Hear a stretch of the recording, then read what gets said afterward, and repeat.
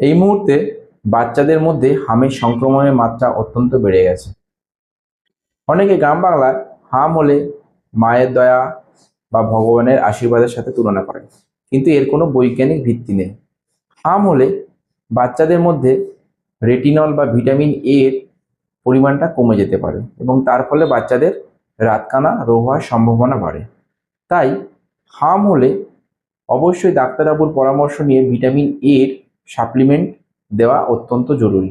6 মাসের নিচে হলে বাচ্চাদেরকে ভিটামিন এ প্রতিদিন 50,000 ইন্টারন্যাশনাল ইউনিট করে পরপর 2 দিন দিতে হবে। 6 মাস থেকে 1 বছরের মধ্যে হলে vitamin A supplement 1 lakh international unit পরপর 2 দিন দিতে হবে।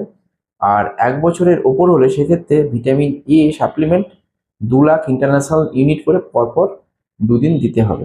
বাচ্চাদের হাম হলে ওঝা, গুণিন বা ঝাড়ফুঁকে শরণাপন্ন না হয়ে ডাক্তারবাবুর পরামর্শ অনুযায়ী ভিটামিন এ এর সাপ্লিমেন্ট দেওয়া অত্যন্ত জরুরি।